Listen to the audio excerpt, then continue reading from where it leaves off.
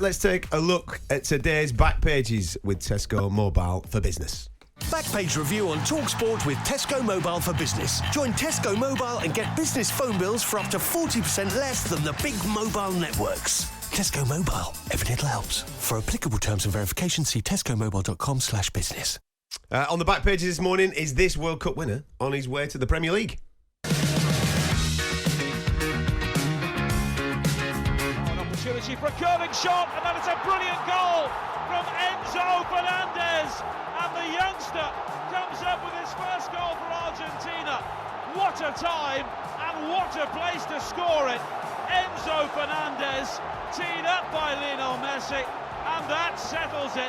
Argentina are off and running at the 2022 World Cup.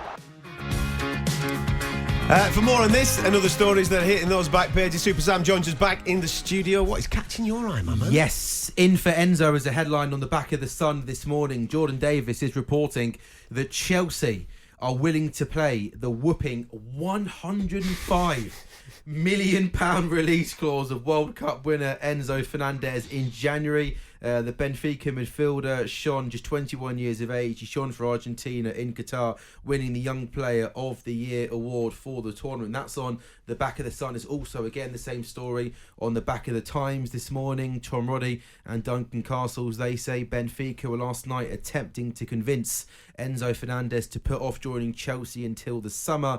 The West London club are keen to strengthen in midfield, and the new recruitment team have identified Fernandez as a target, even though his release clause is a whooping £106 million, the Times say this morning. Gabby, look, he obviously had a good World Cup. Did you see enough quality to justify that price tag? And is he the sort of midfield player that Chelsea need? I did like him, you know, when he scored that goal, outstanding goal into the top corner. And watching him, he looks so composed, didn't he, in such big games, getting on the ball. Something that they missed, I thought, in their first couple of games, Argentina.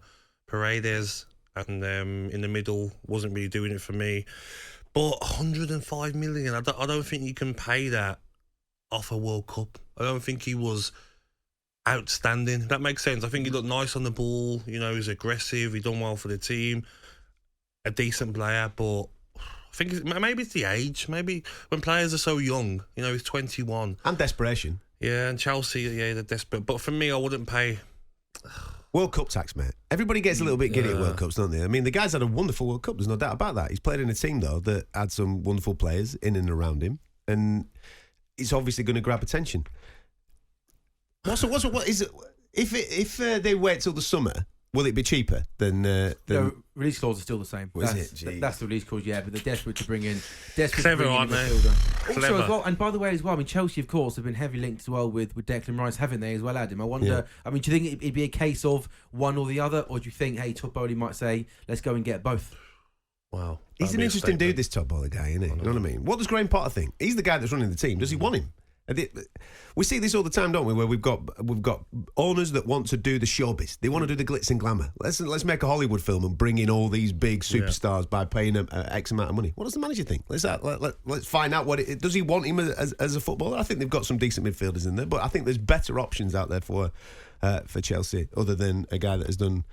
Listen, he's done really well in the World Cup. Benfica, though, these clubs, Dortmund, Benfica, they're just cashing out, aren't they? Absolutely. Just getting these stars young. Nunez selling him for big money.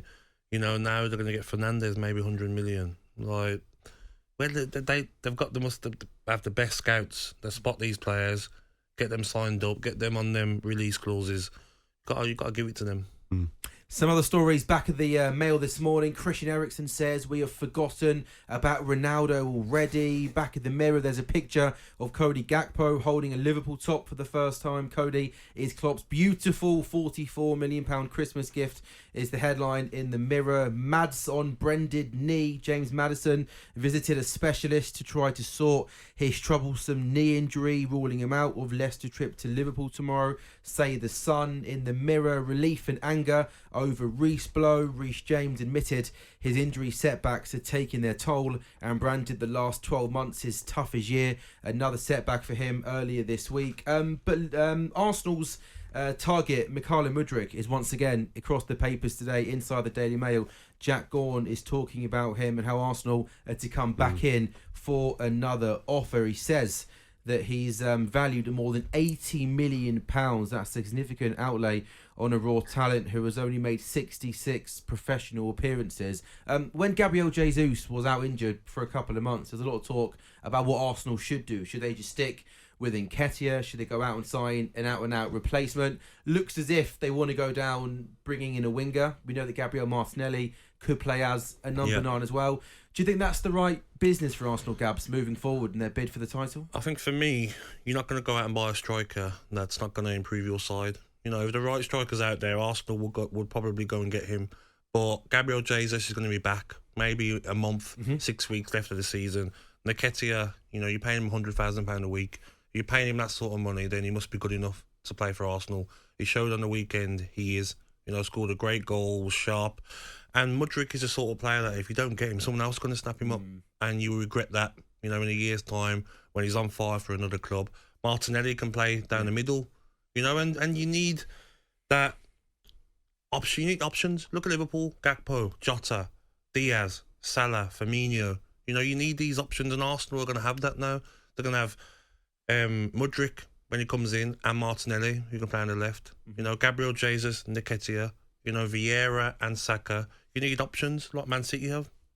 I like the fact that they're going down this route and that they're going to trust, hopefully, Eddie Nketiah. I thought he did really well the other night. Yep. And also, this is a longer-term project, isn't it? It's all right. It's all right going for those short-term fixes in order to try and take advantage of everything that they've done this season. But I think this is a longer-term thing for Mikel Arteta, and there's no point in bringing something in that's going to upset apple carts. I think it's that type of player. I think he's the right type of player for Arsenal, as Gab's saying there. Options. I like him a lot. I like him. Yeah, a lot. he's a quality. Listen, he's quality, you know. And if you can get him in, as you've just said there, it's similar with the Gakpo thing, isn't it? Yep. If you wait for Gakpo, somebody else will get Gakpo, and it's gone. I think Liverpool doing the way that they've done business and bringing him in and has been top class as well. Sometimes you can mix it up as well. There might be games where Arteta says, you know what, I'm going to play Mudryk, I'm going to play Martinelli and Saka, and you can all change positions. You know, one of these players is a false 9. I mean, he's worked with Pep, who's done it a lot. Yeah. Maybe that's something he does until, if Nketiah's not in form, you can bring him off and play that way until Gabriel Jesus comes back. You've got options, haven't you? How important was it, do you think, though, Nketiah got that goal in the week? Because the lot of talk was, is he good enough to make that step up? Because he took that goal incredibly well, didn't he? I think, for me, he's got the confidence, he's got the good arrogance, you know, taking number 14, you know, when people think, Jamie O'Hara wasn't happy with him taking that number, but he's got that confidence taking such an important number, and he knows that he's got that quality. Done great for England under 21s. You know, he's a top striker, but you just got to get consistency now. Can he, the next game, you know, do something similar? Can you get the ball held up for the team? He can't just be scoring one goal every 3-4 games. Can he put in performances now so that when Gabriel Jesus is back, it's like, okay, we're sticking with Nketiah. Yeah. This is his chance, isn't it?